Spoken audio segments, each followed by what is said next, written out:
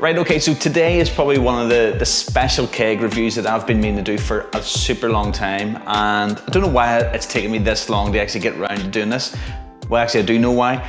This keg has been impossible for me to get my hands on. Every time it went in stock, I would end up maybe making a purchase of something else, which I've reviewed already, and then it would disappear.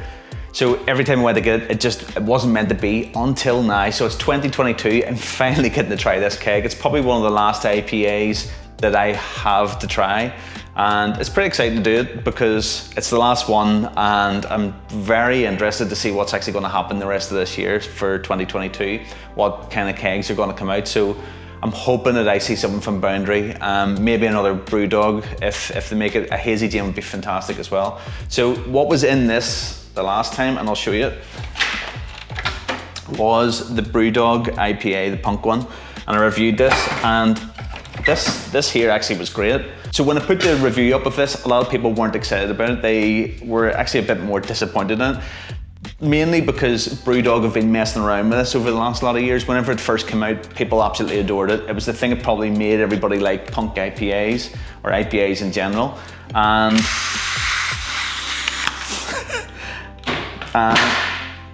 And I had it over Christmas. Well, actually I had it just after Christmas, and for me it was a fantastic little drink. I really enjoyed it. It's actually the one that has 5.4%, so it's kind of like the higher version, the one that you would maybe have had in a pub. So it's better than the canned version. It's different than the canned version as well. So the review's not about this. This is a good drink. If you haven't tried it, I would recommend it. Some people absolutely hate Brewdog and hate everything about them, and I think that's probably why they don't rate this too high. There is better IPAs out there on the market, but this, for me, it's the OG of IPAs. It's the one that brought probably you and me to tasting IPA. So look, that's it. It's out of the road. Let's forget about it. So here's what we're going to go and grab. So this is hiding down here inside my freezer. I've been hiding it for a while. In fact, I'm going to have this in a wee bit as well, but this has been hiding inside the freezer for a bit. Oh, and it's lovely and cold. And this is it. This is the Drunken Sailor. Look at it, all drunken and happy.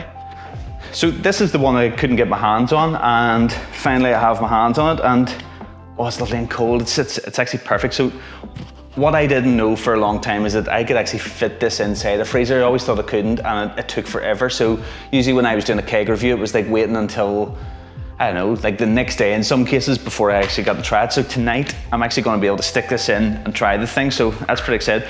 I'm bringing my brother down as well. So my brother's going to be a bit of a guest star appearance on this to review this with me. It was my brother kind of talked me into the whole kind of perfect draft machine.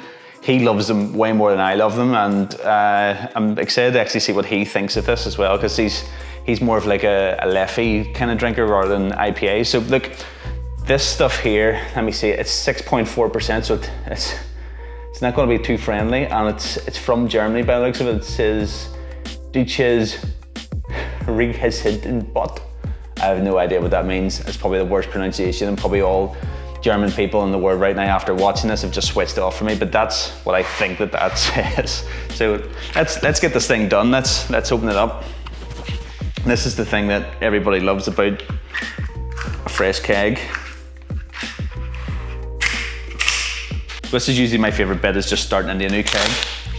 It's like a bit of excitement comes with it whenever you're going to start them. I don't even know why I get so excited about beer nowadays, but like years ago, before I even knew the Perfect Draft existed, I would have spent a couple of quid per week on a couple of beers, and that was about it. But now I've got like some sort of problem whenever it comes to buying kegs that they don't last that long, but it's good crack. It's good to enjoy them, and it's good to share them with friends as well. So here's one thing that I've noticed, is that these here, so as easy as it is to just pop these off, take this out, pop it off, and you can take it out. A lot of people say that you can just pop these back in again and you don't need to worry about washing it, but I actually have seen some people with all this totally corroded on the inside just from like the fluid getting down inside this. So for me, I'm going to start making sure I wash it every time and just try and maintain it as much as I can. I may open up these little screws and get inside here and just give that maybe a bit of a toothbrush after a while, because I don't want to end up having to replace this at some point just because of like bad maintenance. So I'm going to take a look into that and see what I can do with it. But let's get it washed first. Okay, so that's that washed. No, don't cut, get out.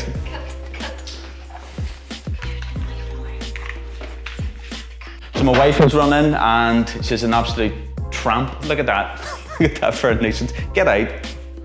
We can't live with them, but we can't live without them, unfortunately. So, right, so back to this here. So we're gonna drop in our little tube. Tube doesn't want to go in too easy today.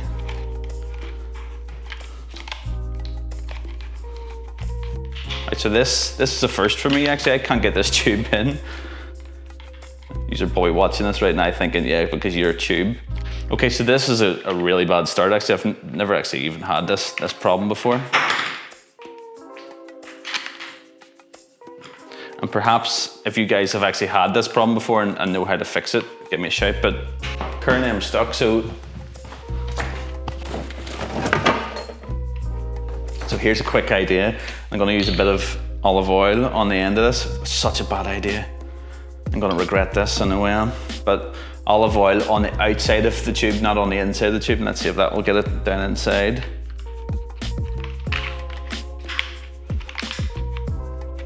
Oh, come on. You absolute bastard, why are you not getting in? Right, after a lot of work, I got that actually working. If you have any guides or ways to fix that and make that never happen again, let me know. I end up like putting every kind of like stick and brush and anything I get into this channel just to kind of tidy it up. So there might be something that it kind of clogs in there, I don't know. But what's the chances of that happening? So here we go, let's get this on, get it into the machine. So click it in. Does anybody ever worry about like not clicking this in? I watched a video one time and this guy had went away that day, left his brand new keg in the machine. His wife phoned him and his wife had this picture. I'll maybe try and link it if I can find it. But his wife had this kitchen totally flooded from whatever had happened with it. Just went totally wrong on him. So, okay, so let's get it inside the machine here and we'll just drop it into here. And that's it. Turn it on and we're just gonna wait for like another couple of minutes and that should be ready.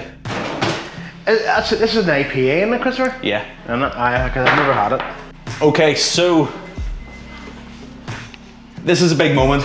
I've actually brought in the OG, the guy who kind of walked me into having Perfect Draft. That's my brother Dave. Yeah. So Dave is gonna walk us through the first pour. So these are 2 frozen glasses. Beautiful. And it's very exciting at the minute. So what we're going to do is we're going to do a first test of this. I read it up on the internet and it says, Dave, you should do it between 6 and 8 degrees. Okay, so we're good. Right bang in the middle. We're sitting on 7. It's probably going to drop down to 6 any second, but this is where we're at. Can I just ask, do you know about nucleated glasses? No. Ah. Talk to me. Nucleated glasses, it's actually formed for the actual particular lager or IPA that you're pouring. Because some of the glasses you pour, there's always a big head. Yes, I make an absolute mess. Nucleated glasses reduce the head. Oh, you're going to have to show me those. I'll have to get you. Plus, also, you can actually buy glasses that are formed for the freezer, nucleated ones. That's cool. I'll have to get him one. He will have to give me one now, he's told me that. So what we're going to do is we're going to drop a wee link to this special glass in the description and we'll actually do a wee test of that next time actually we get around to it. Yeah. So Dave, I absolutely have a nightmare whenever it comes to pouring on the Perfect Draft. And you're going to show me at least a better way to do it, or else it's going to be a nasty way to do it, but I always find that the first pour is awful. It is always awful because you're actually putting beer into the line and you're always going to actually get it all foamy. Okay. So they always say maybe pour quickly and maybe you're going to get maybe that much of a glass of foam, get it out of the road. Right, well let's get it out of the road. Some people drink it, which I'm okay with, but I may be wrong. Usually, the other technique is some people usually just pour dead slow. The technique is here pouring it fast. Okay. So 45 degrees fast. And we're actually not. That looks alright. It's actually not. Well, no, too foamy. Okay. Now, in saying that is your first pour. Right. So here's the second glass. Second pour. Let's do a second pour. And we're getting warmer as we go along. So here we go. So So that looks better. So, and what I normally do is try and keep this to the glass actually tighter so there's less of a fall. So maybe. Look at that, isn't that beautiful the way it falls down over the glass? I love it.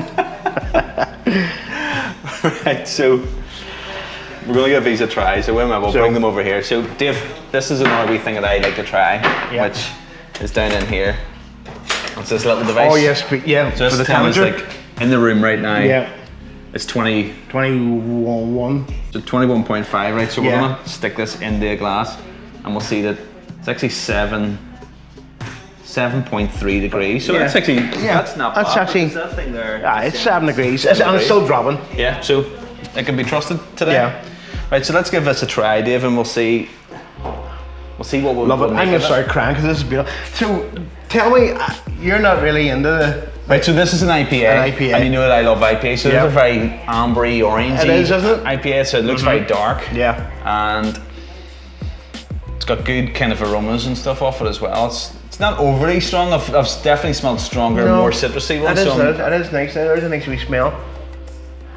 I'm saying that I'm recovering from COVID and my distant smell. That's not good. Rubbish. That's not a good sign. Okay, so let's give it a bite then. Okay.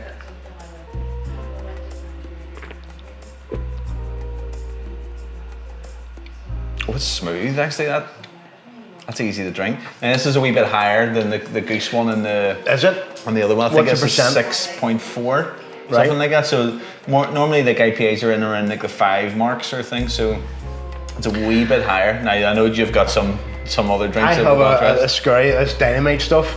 I've tried it before. I would say I would like a wee bit colder.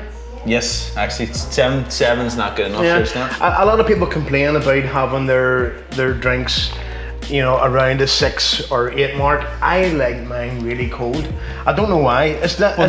What happens with an IPA is the colder you go, the more bitter it gets. So whenever you're drinking this one, you're actually getting to smell more like the citrus and like there's caramel and stuff like that off it. And you'll appreciate it maybe a wee bit more when it comes to it being that temperature, definitely. But the colder you go, the more bitter it gets. But I actually like that. I like the bitter and too. You can smell the malt of it as well. Quite malty. Yeah, it is. Yeah. So very like caramel, biscuit, malty. It's definitely in there. So like I think this will be grand with whatever we're going to eat later on. So we're eating a person actually, or cannibal. Yeah. So if you were to rate this one on all the IPAs you've ever had, where does it come in? It's kind of. I've tasted some IPAs. I know. I would give it a good solid 6. It's not wrong. It's just my taste. I think it's a wee bit like relaxed compared to some of the IPAs we've had. We've had some ones where absolute juicy ones, like the Pineapple Express. Pineapple Express was really lovely. And then other ones, like even that Brewdog one I had the other week, it was a lot more aromatic than this would be. Was it? Yeah, so this one actually is smooth, but what I've discovered... It is smooth. It's very drinkable. It's more lagery. Right, here's a wee question I've got for you, right? See, whenever you put a fresh keg in, see the top of it? I always find the top of it is a bit more watered down, but see as you get down towards the bottom of the keg, I think the flavours are... Do you know something? A lot of people has actually said it because obviously I'm in a forum with PD users, and they are saying the same thing. I would say yes, because it's like you've just made cordial and you've shook it. All the good stuff sort of stays down at the bottom. So obviously you're not shaking that because it's bad. It's bad. I don't want to shake because I don't want to end up with like a big foamy That's it, you'd be feast, splurting everywhere.